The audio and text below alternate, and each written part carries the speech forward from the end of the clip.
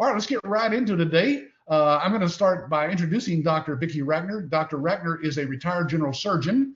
She saw thousands of patients over years, a few years' time, and she literally ran her own medical practice and decided that she wanted to outsource her billing. So when we ran across Dr. Vicki a few years back and found out that she had written many, many books, she's been interviewed on magazines and radio, TV stations all across the country, I thought, well, here's a doctor who can tell her story. We got to talking and found out that one of her goals in life is to help doctors thrive in medical practice. That's why she and I wrote that book that you see there in the upper left-hand corner, The New Thriving Medical Practice. So she's also on the board of the MIRMA, which is our Medical Revenue Management Association of America, and she writes for Physicians Money Digest as well. So with that, let me introduce Dr. Rackner. I'm going to put her picture on the screen here, and if her webcam works, there she is live. Hey, Patrick. Hey, live from Minnesota. How's the weather up there? It's just great, thank you. 30 degrees, yay heat wave. Well, down in Texas, that is that is cold. That's below freezing. We have about 35 here today, so we're doing great. Well, Dr. Rackner, thank you for taking the time to be with us today. I'm just thrilled that you're able to share with people from a doctor's standpoint what your viewpoint is on all this medical billing, outsourcing, and the fact that we're trying to help doctors thrive in medical practice. They're struggling right now, aren't they? They sure are. And I guess I sort of bring my three hats, Patrick, when we have conversations. My first hat is as a physician who's run a private practice.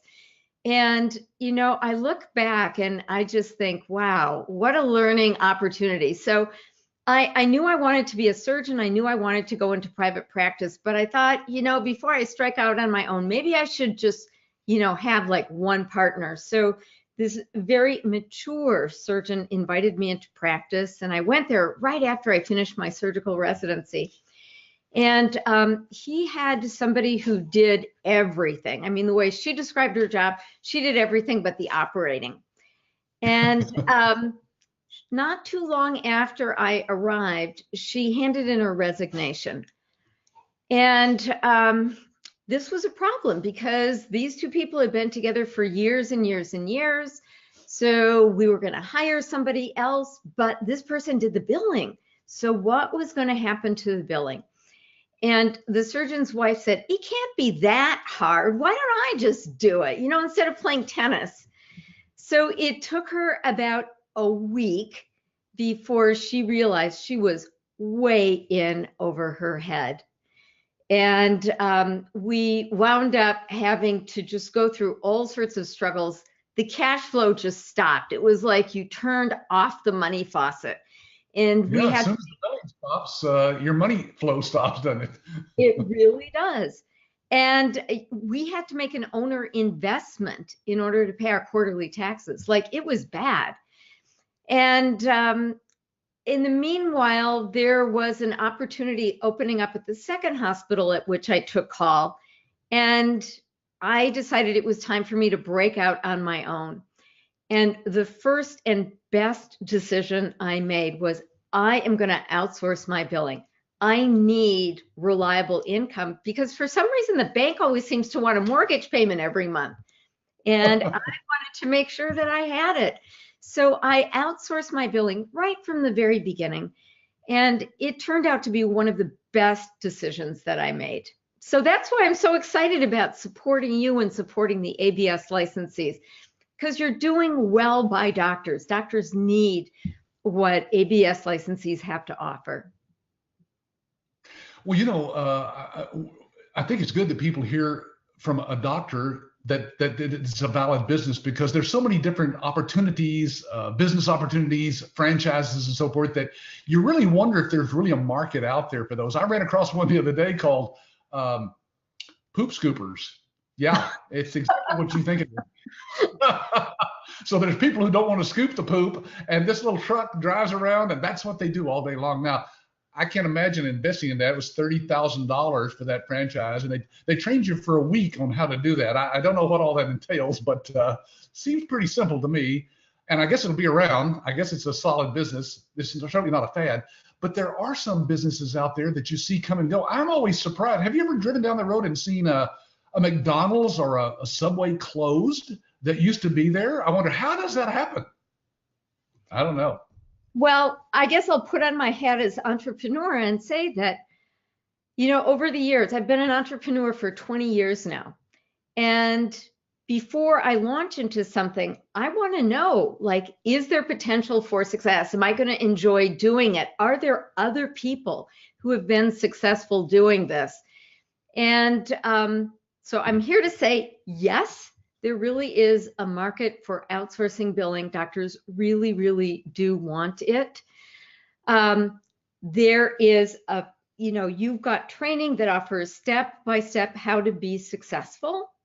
So there are people out there who are successful. And, why not just like take a course in outsourcing billing and, open your own shop? Well, I think that there's some real value in being part of a national network. And part of the value, quite honestly, is having a relationship with me. I'm sort of by ABS licensee's side. I've got a letter of introduction that ABS licensees are welcome to send out under my name. And the reason that this is so important is that the most influential person in a doctor's life is another doctor. Right. So, how did I choose my biller? Well, I just checked with my buddies and I said, do you know anyone who does a good job? And the same name kept on coming up. And I thought, well, that must be the person, the go-to gal. So that's who I hired. And why did that work so well? It was because people that I trusted were telling me that she was trustworthy. So there's this big opportunity to sort of become the known go-to guy or gal among targeted groups of doctors. And imagine if your marketing efforts were answering the phone and some doctor was just referred to you by their buddies in the surgeon's lounge. Yeah, and our licensees tell us that that's how their business grows after they get that first doctor, after doing what we teach them to do here in our live workshop. We teach about a dozen different ways to market to doctors. And once they got their first one, they really don't do a lot of marketing after that because it all does come from referral. I interviewed somebody just, I think it was week before last, who started out, got his first doctor within a couple of months after he started, full time in the business. And then another one came 2 months after that from a referral, and now he's got 30 clients. So it grows pretty fast. Dr. Vicki, I'd like to put up here on the screen your latest book, The Myth of the Rich Doctor. I've got a quote here from it that I pulled out of it that says, physicians in private practice walk away from an average of 30% of their incomes when they do not follow up on rejected insurance claims. Can you tell us why is it that insurance claims get rejected by the insurance companies? Well, this is a cynical perspective, but insurance companies are in the business of making money. The longer they can hang on to money, the more money that they make. And so there have been whistleblowers from inside insurance companies who say that they are told that they should just reject a certain percentage of claims, which may actually stop payment of that claim altogether, or if not stop it, it'll slow it down. So they get to make more money from the money that's owed to doctors. So something that people might not really understand is that we doctors are actually not very good with money. So we're very good at taking care of patients, but we've got this dysfunctional relationship with money. And I think it's kind of part of the culture of medicine and what it means to be successful. Like as a business person, when your ABS licensees talk about their success, they're really talking about their profitability. Because in the world of business, I call it suits. If you wear a suit, then your revenue determines your level of success. So, hey, it was a great year. Profits were up 20%.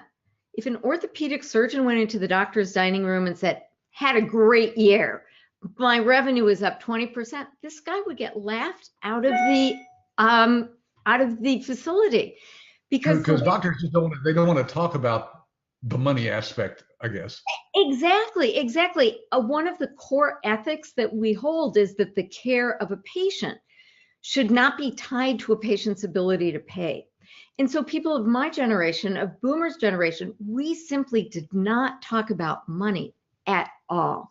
I think the Right. younger generations understand it because patients want to talk about money. They're not just paying for their medical care with monopoly money anymore. Like it's coming out of their pockets, so they want to have the conversation. But this is a new skill. So here's what's going on. About 40% of practicing physicians are like me. They're age 50 or older. And if you look at these doctors who are supposed to be in the height of their earning years, about half of them are not prepared for retirement. So they Wow. probably planned on just, maybe if they were going to retire at 62, now they're going to need to wait until 65, 70 to retire. This is not a good situation.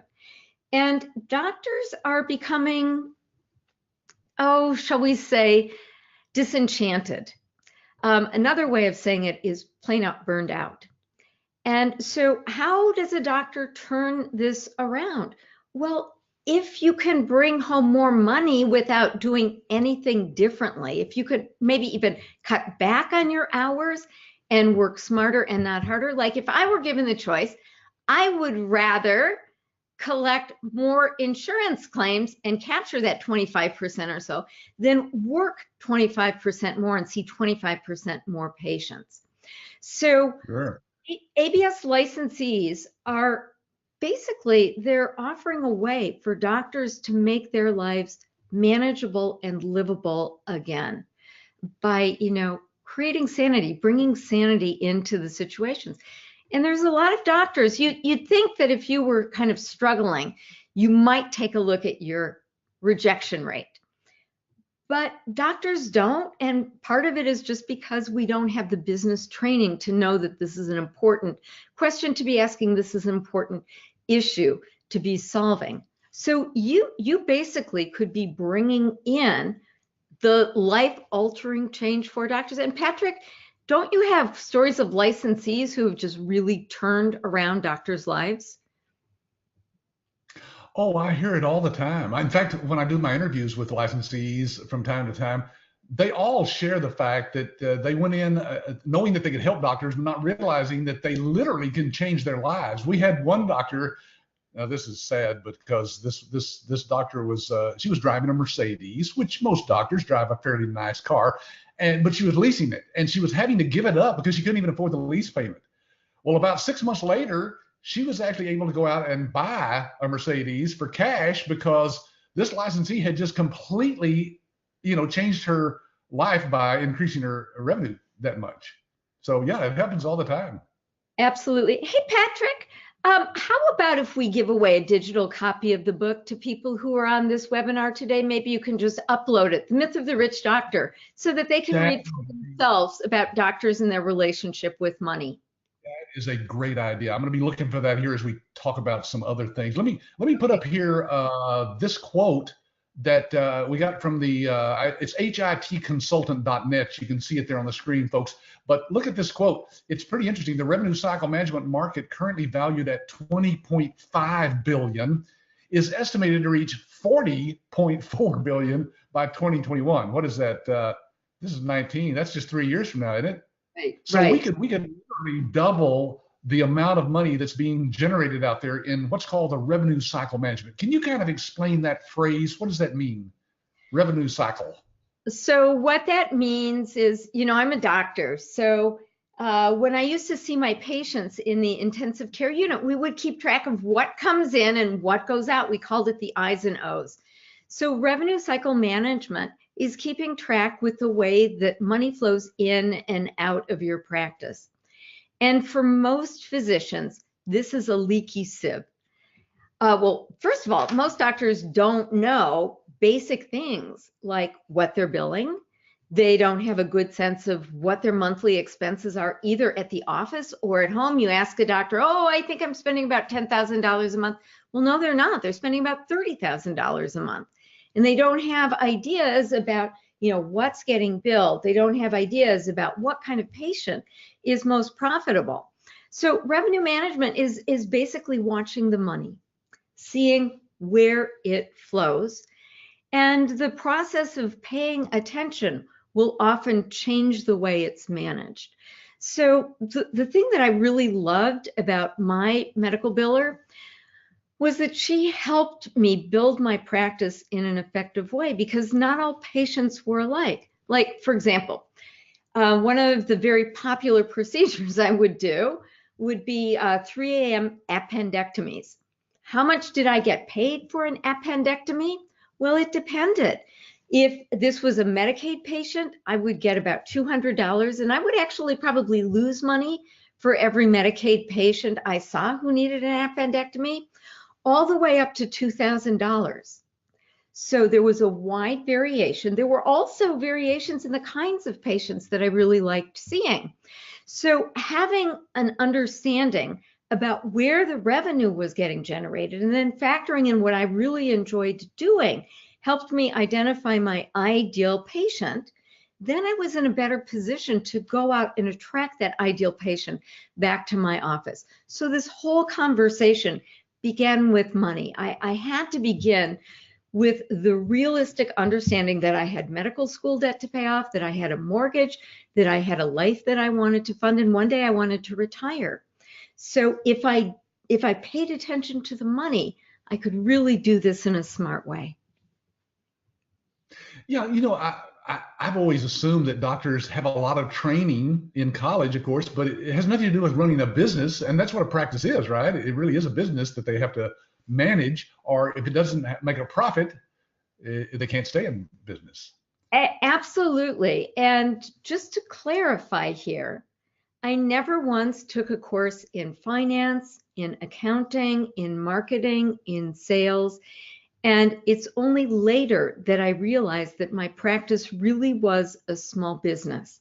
And then I didn't have the skills to deal with it. And that's why doctors need the licensee's help so much, because it's sort of like they don't even know what they don't know. There's a lot of doctors in financial pain. They're saying, this isn't working for me. And so, why not just sell your practice to a hospital? Well, it's because there are people like me who don't want to have a boss. We want our freedom to do what we want to do when we want to do it, even if it means choosing what 80 hours a week we want to work. Still, it's our choice. And once you sell your practice, you've lost your voice, you've lost your autonomy. And doctors don't want to do that. There always will be doctors who want to run their own show. There will always be patients who want to work with doctors who are running their own show. So, this opportunity that you were mentioning with the revenue, with the market doubling in size, this is a real thing. We're not going to outsource medical care to China or India. It's just not going to happen. This is one of the growth industries, and that's why I think this is another one of the reasons that this is such a great investing opportunity.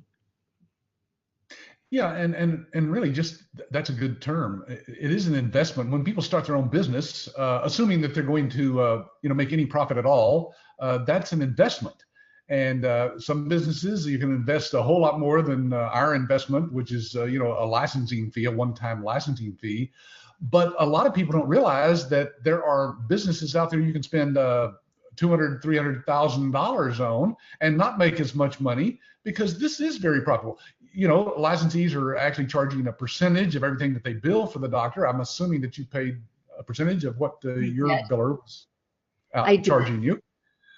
And so that's why it can be profitable. Let me put this book up here that we wrote together, The New Thriving Medical Practice. Folks, this one is worth getting as well. And again, if you'll get back with your ABS business coach, we call them here at the office, the person who sent you the email to this webinar, they'll get you a copy of this book as well. Meanwhile, look at this quote we had in there. From a cash smart standpoint, we believe that outsourcing is the most effective, more cost effective than hiring employees to do the work. People don't realize the hidden cost of having employees, do they? They don't. But let me tell you another piece of my story. So and this is actually why I think we lost our first employee. I think she was helping herself to some of the revenue. She had sort of Oh, really? all of the classic symptoms of somebody who might be borrowing from the practice. So she never took a day off. She didn't take vacations. She was always there. And I personally believe that part of the reason that she left was that I was asking questions about billing because things didn't really make sense to me. And it turns out that the medical industry is one of the target industries for fraud and theft. I mean, it kind of makes sense. People know that healthcare is just where the money is. So if you're going to scam, why not scam a doctor? In fact, I have a buddy who got her entire retirement embezzled by her office manager, and it was gone before she had any idea. And I mean, just a terrible story. So, I think that there's all sorts of reasons to outsource billing. Yes, if you look at the numbers in the end, you wind up with more money in the bank account if you're outsourcing the billing. But I think that there are other really strong reasons that I'm glad that I outsourced my billing. I didn't want to be vulnerable to theft and fraud.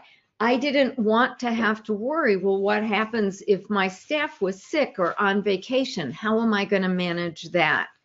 So, plus I wanted the experts to be doing it. You can do your own taxes right now with TurboTax, but the experts are going to help you get better results. So I knew that at the end of the day, I was going to be better off outsourcing my billing, and better off, I mean more money in the bank than if I had my own staff take care of it. Plus, I mean, there's all sorts of other reasons. When my staff did it, I was responsible for supervising that work, and I wasn't really interested in managing the billing. I wanted it just taken care of. I wanted to focus my time and attention on taking good care of patients. And again, outsourcing the billing meant that I didn't have to be doing the moment-to-moment supervision, which was totally great for me.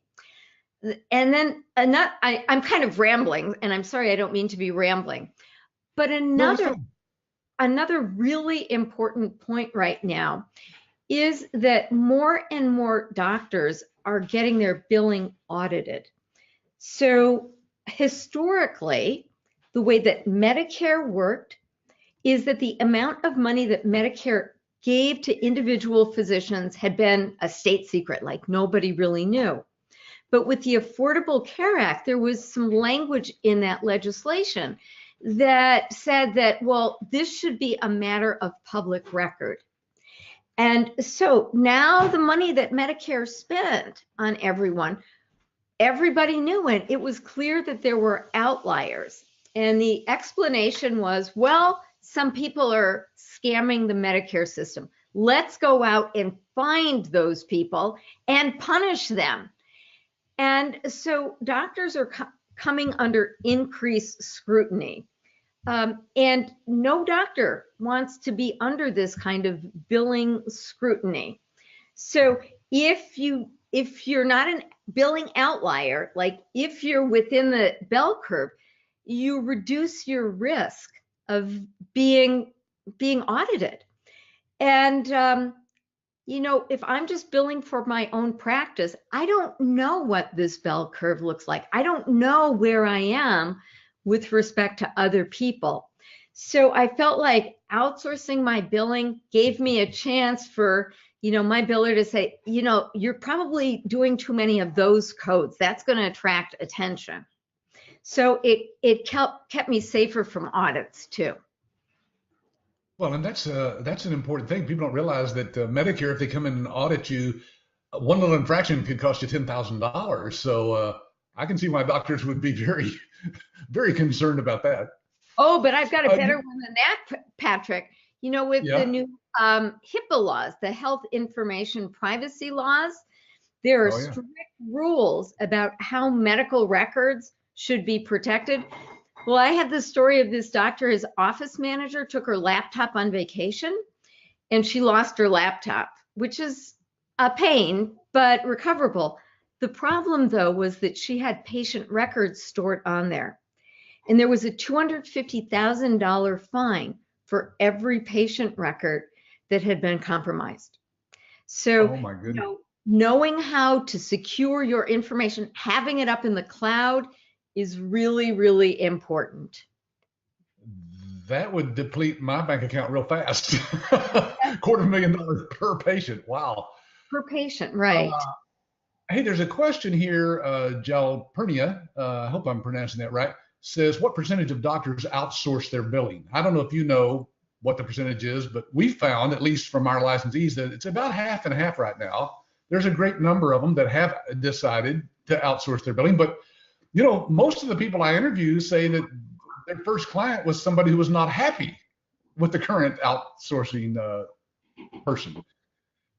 And so there's just as big a market for the doctors who already decide to do that. But the ones who do it inside their own office, isn't it because they really think they can save money doing it with their own staff and their own software? Doctors are real big on control. And I think they feel like if they have control over their billing, it's better. Not realizing that sometimes the best way to get control is to delegate to the expert. Yeah, and we found that doctors can't get the reports out of their own people as much as they can from an outsourced billing company who does it for not just that doctor, but for others. So they're used to being asked for reports, and they can get those to the doctor if they want to see it. With our system, of course, being cloud-based, our licensees just give the doctor a login, and they go right into it. Let's see, I've got a chart, in fact, that kind of addresses some of the costs that are involved. There's some of the hidden costs that people don't realize what it takes to actually have these people inside your own office. If you're just doing 20 claims a day at $100 a piece times 6%, that we use the 6% because that's an average of what our licensees charge. Then the doctor's only going to pay about $31,000 a year for outsourcing it to one of our licensees. If they do it in-house, as you can see from all the little things we've got listed there, payroll taxes, workers' comp, and errors and omissions insurance, training costs, and so forth, hardware, software, all of that adds up to much more money, almost, more than twice what it costs to outsource. So it just, from a financial standpoint, doesn't make sense, but doctors don't think all that through, do they? They have no idea. Like you said, they're clueless. They are clueless. A lot of these decisions are driven by emotion. And like I said, doctors want to be in control. I mean, if you look at what guides human behavior, the current thinking is that most of us make choices to help us achieve a desired emotional state. Some people want to feel in control. Some people want to feel admired. Some people want to feel included. And some people want to feel right. And doctors as a group want to be in control. And, the successful ABS licensees show them that the best way to be in control of their practice is to outsource their billing. It's the best way to make a sale. Yeah, we have a question here from Kapur. It says, recently I've seen a lot of doctors' offices are merging with larger, bigger associations. How does that affect this business model? So I put a quote up here on the screen that basically we got from one of the online sources. It says, for some physicians, joining a large hospital system offers a haven from the rising administrative burdens of staying independent and from competitive pressures that can drive a small practice into insolvency. But joining a hospital system is not a solution for the challenges facing physicians. Why is that, Dr. Vicki? It is because it doesn't matter whether you're a solo practitioner or a huge hospital, you're still dealing with all of the challenges of our current healthcare environment. And so it doesn't matter how big or how small you are, you've got to find solutions to these problems. It's sort of like, people who get divorced, often will get re-divorced. Why? Well, you tend to marry the same person over and over again. The problems are going to stay with you. Yeah. And I also want to remind you that, again, for boomers like myself, we did not become physicians to be somebody's employee. We want our autonomy. We want to be professionals who decide how our practice is going to run and what things get said and what things don't get said and how our patients are treated. So I think for most physicians, the ideal would be private practice. The challenges lead some to, choose being an employee over private practice. But, as many people that are selling their practices to hospitals and clinics, I can tell you stories of people who have done that and now they're trading back. They're going backwards. In fact, I live in Minnesota. I went to medical school in Boston. It turns out that three people here went to my medical school. So we get together regularly. And both of these other women, one was a pediatric sleep specialist, the other was a family doctor. They had started in private practice. Then they had gone to a big group, and both of them decided it was just too much, and they decided to go back out on their own, and both of them are incredibly happy now.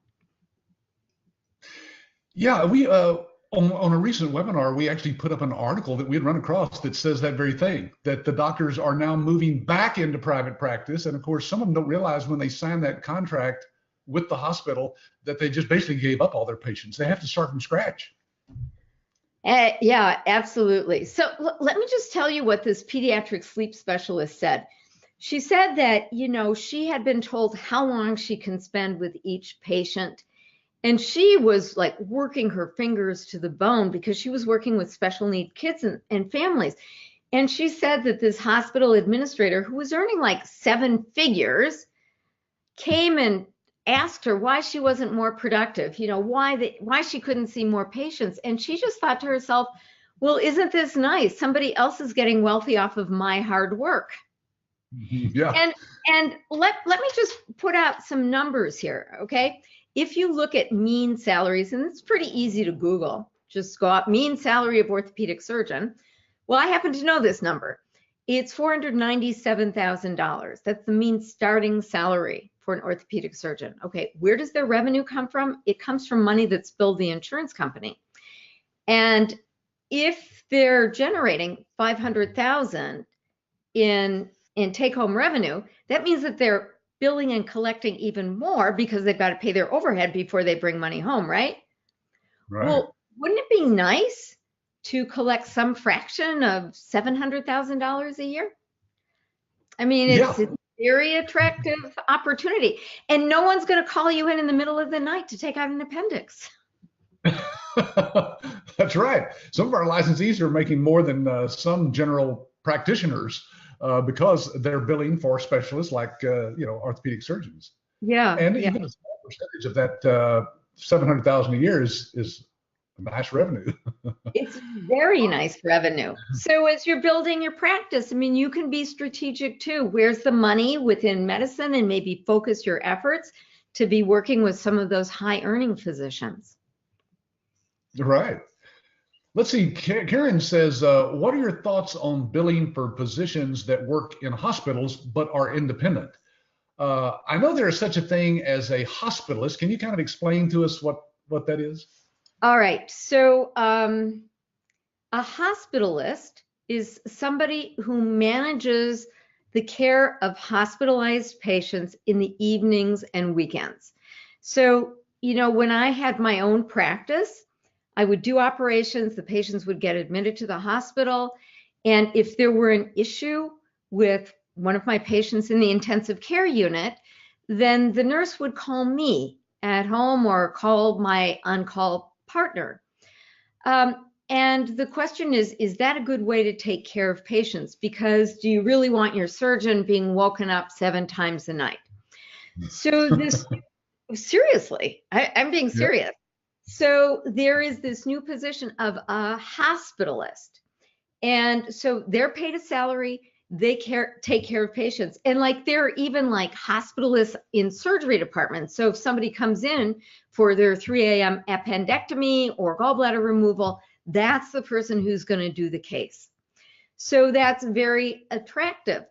And some of these people are 1099 employees, but there can be relationships in which these people, maybe the anesthesiologists, the ER doctors, the hospitalists, basically run their own business and do their own billing. So yes, there is an opportunity for that kind of client. I'm not sure that that's the best client. I'm not sure that that's the focus that I would recommend, but it's a possibility. Well, we did have one licensee who signed up, a hospitalist who was doing $100,000 a month in billing. And people go, well, how's that possible? Well, he doesn't have an overhead, for one thing. He works out of his home. He just shows up at the hospital that he's going to visit that day. And, he goes in and visits a patient maybe 5-10 minutes, and then he's on to the next one, which is right next door to that patient. So he can literally see 40 or 50 patients a day, and each one of those visits are billed at whatever his standard, price is for that visit.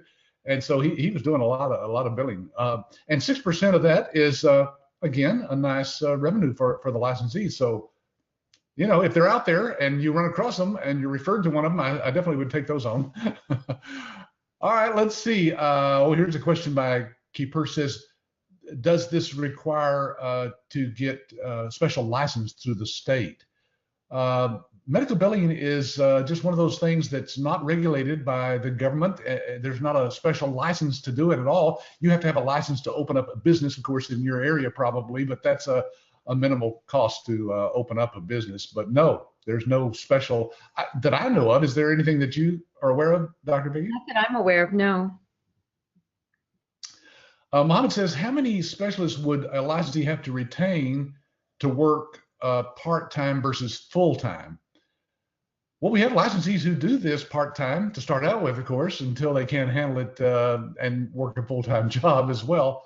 But really, if you had an orthopedic surgeon, it doesn't take any longer to bill for one surgery that's $10,000, $15,000 as it does for a visit in a general practitioner's office for $150. So you could do it part-time and still make pretty good money for that. Yeah. This is a great question. Jal Pernia says, if this is so lucrative, why aren't more people doing it? How difficult is it to get clients? I mean, that's what it all goes back to is, getting that first client. Everybody's concerned about that when they start this business because they don't know how to interact with doctors. And of course, that's what's great about having you as a partner for our licensees is they've got instant credibility, don't they? They do. And here's the other thing that's important to remember. If you were opening a Subway sandwich shop or a McDonald's or a service provider to, if you were a CPA doing business people's taxes, your customer would be business-minded people. They would be suits. But you connect with white coats, with doctors in a different way. So part of what you learn as an ABS licensee is specifically what pushes a doctor's buy button, because doctors really are different. And Patrick, I'm going to bore you with the same old story, the Shark Tank story. So Shark Tank is one of my favorite shows. And one day a doctor went on to Shark Tank to get funding for his company Syndaver. He sold synthetic cadavers. This was like $1 billion industry. He already had a couple million in sales. The sharks were all engaged. But then the question started, well, tell me about your revenue. Tell me about your profitability. And there on national TV, this doctor said, well, I suppose I could be making lots of money if I wanted to, but money's not really that important. And with that answer, he left the Shark Tank with a deal with Robert Herjavec that fell apart in a couple of weeks. And why is this? It didn't have anything to do with the value. It had to do with the fact that this guy did not understand the cultural divide between the world of business and the world of medicine, between suits and white coats. So really understanding what's important for doctors, how to approach doctors, how to position your value is really important. And again, let me say, the most influential person in a doctor's life is another doctor. So what if you were able to hand out a book that had your name below the name of the doctor? What if you had a letter of introduction that came from a doctor? I mean, these are very, very powerful things. Yeah, I actually opened up the cover of one of our customized books And as you can see, like Dr. Vicki says, it's right below mine and her name, forward by, your name goes here. CMRM, you're certified as you go through our training as a certified medical revenue management manager. So you get to use that designation on the book. And it's even in the inside as well. At the end of the forward, you have your contact information. So it's a great marketing tool. But Dr. Vicki, I mean, we should be charging a lot of money just for this one tool alone. To answer Jalpernia's question, how difficult it is to get clients. Well, it's difficult if you don't have these kinds of tools, but this is pretty powerful here. Right. And this is, I don't know of anyone else who is doing something like this. So the high barrier to entry is actually good for you because you know how to jump over that hurdle. You've got the tools to do it that aren't accessible to most other people. I know that this sounds self-serving, but after a decade of helping people build business relationships with doctors, I sort of finally got it that people could be borrowing my credibility. And in my work with professional financial advisors who are like ABS licensees in that their ultimate value proposition is putting more money in doctors' pockets. Anyway, I have seen evidence that this really is important, that this really is a way of helping people accelerate their growth and getting their first clients more quickly. Yeah, this kind of ties in with the question here from Claude. He says, Dr. Rackner mentioned a letter of introduction that licensees could send out under her name. Please tell a little bit more about that. Why did you come up with that letter, Dr. Vicki? The reason that I came up with that letter is one of the most common questions I get is, how do I get past the gatekeeper? So I hired a gatekeeper myself when I was in practice, and she had a tough job. I mean, her job was to screen out things that I didn't want to see and not screen out things that I wanted. So what that meant was that most solicitations, most sales literature didn't even get to my desk. It just got thrown away. But if it was a letter from a doctor, she knew she had to pass that along to me. So I thought, well, gee, if gatekeepers need to pass things along from physicians, why don't I just write a letter of introduction? Talk about why it is that I think that this is an important message to be thinking about. So it's yet another way of getting past the gatekeeper and getting what you want and need, which is how to get more patients. How to get more doctor clients. That is where ABS's focus is. How do they help you become more successful? I've worked with them for years now. And you've probably figured out for yourself, these guys are the real deal. They genuinely are always asking the question, how can I support their success? So it's been a real honor and a pleasure to be part of the solution. Yeah, that letter is just fantastic because, again, it's personalized for you as a licensee, as a member of MIRMA, the Medical Revenue Management Association of America. And it's from Dr. Vicki on her letterhead. It just doesn't get any better than this, folks. It's way beyond anything that's out there, any competition that you might have from other medical billing companies, because they don't have that connection to a doctor. And that does add a lot of credibility to what you're doing out there.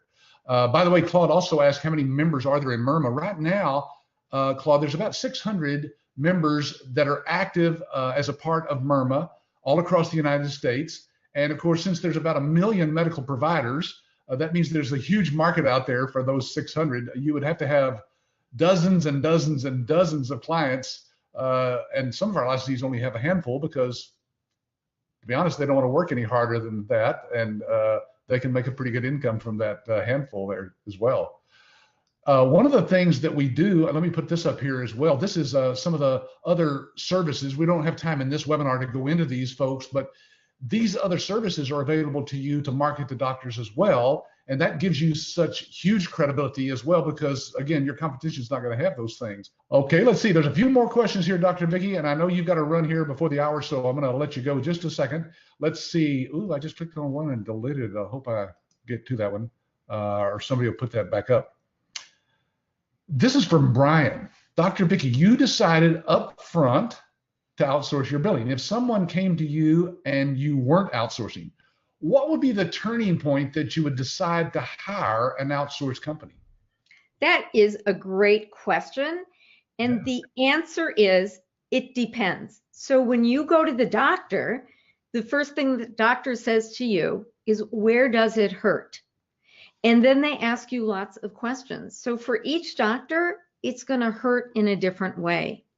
So if you learn to kind of have the conversation about how and where does it hurt, that's what's most effective.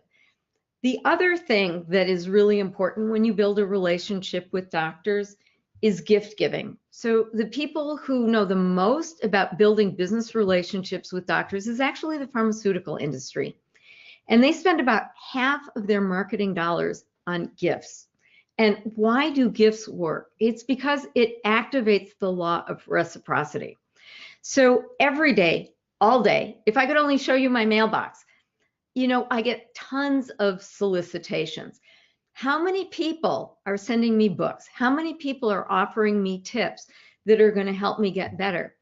And once you activate that law of reciprocity, once you've done something nice for the doctor wants to know, well, what can I do for you? So they're going to be more open to the message about, hey, can we sit down and have a conversation about where it hurts?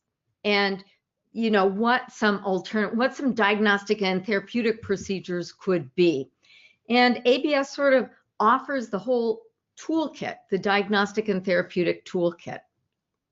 I know that that's probably not the kind of answer that you want, but I think sort of switching into that mindset of you being a doctor, diagnosing the cause of doctor's pain, and then offering the therapeutic intervention is probably the way to succeed most quickly. Yeah, and by the way, this book is available not only personalized with your name on the cover of it, folks, as a licensee, but even though this is out on Amazon for $24.95, you buy these books with your name on the cover for our printing cost, which is about $4 a copy. It's about 170 pages long, I think. It's a nice paperback book, and it's worth a lot to a doctor because of the things that are in it. You'll notice we even teach you in the training class how to highlight certain passages and even use little sticky flags there. So when you give this to the doctor, they're going, what is this? And they'll turn to those and they'll read those quotes because, let's face it, I don't know about you, Dr. Vicki, but I don't have time to read whole books. So sometimes I just want a summary of them, and that's one way we do that. Yeah, absolutely. So Patrick, we have seen that your life is different once your name is on the cover of a book. So I think it's great giving away gifts. But I also think that getting your name there now positions you as an expert. A doctor is going to see you differently. Now you're not just a salesperson or a vendor. You're a trusted expert. And that's what doctors are looking for. They need some trusted experts to come in and figure out how to turn things around so that their life works for them, their practice works for them. And you can be that change agent. It's a very, very powerful thing. Yeah, it is. Well, Dr. Vicki, I've got about 5 minutes here. I'm going to let you go. Thank you so much for being on here today. I know everybody loves to hear from you, and this has been exciting for you to be able to share your story with our licensees. Thank you very much. It's a pleasure. Bye-bye, everyone. Happy New Year. Yes, thank you.